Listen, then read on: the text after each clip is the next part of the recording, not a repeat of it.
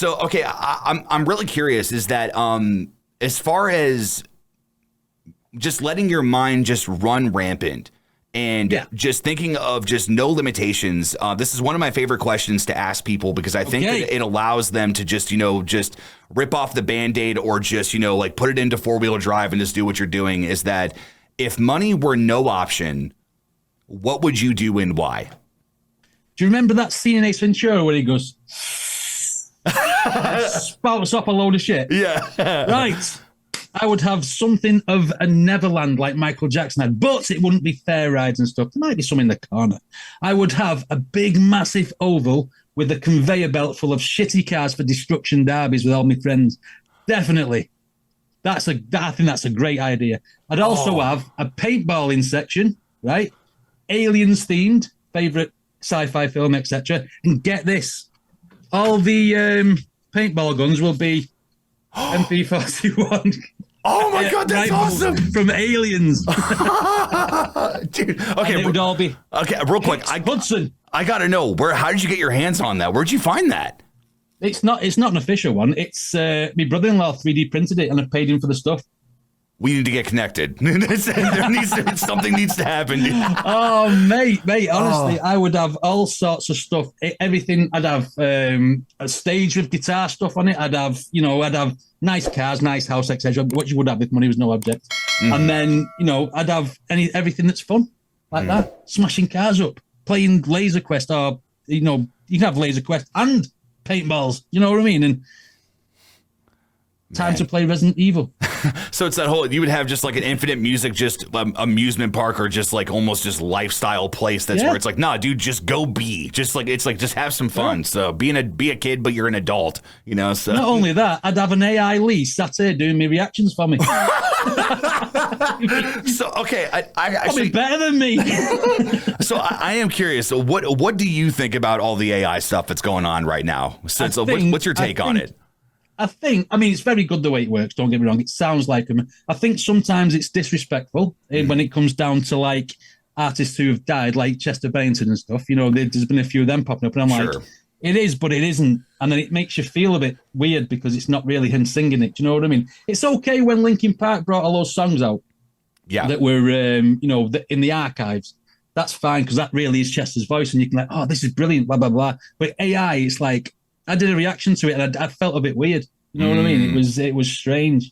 So I don't know. I personally think it's taking the art out of music.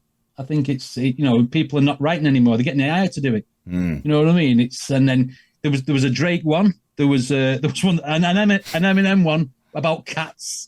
Oh my God. And honestly, mate, I was like, yeah, it's going too far. I think it can be a curse and a blessing. I agree. I think that AI is something that, because admittedly for the scary stories that I've, kind of like done on and off is that making thumbnails for those is that I have, very interesting ideas for creatures or for situations and things like that is that I've used AI as a tool. Where it's like, okay, like I can't get these results, so it's like I'm careful on that because I know it's a slippery slope to all I got to do is prompt everything and then it can be done for me. And it's, I don't know, like I think that there definitely is a place for it if it's almost like CGI in movies where it's like, look, that's fine. Right. It's like, you're not replacing an artist. You're not replacing Drake. You're not replacing Chester. You're not replacing, you know what I mean? You're not replacing nobody. That's fine. You're doing some Hollywood effects and stuff. Yeah, that's fine. That's great. Because it takes some of the work out and gets your films out faster. See, and what's interesting is that I also kind of love the what ifs of AI because now I don't know how much you scroll on TikTok, but there was something that caught me the other day, and at first I couldn't believe it was real. And it was a small snippet that this gentleman had inputted a bunch of prompts where it was basically SpongeBob singing a sad country song.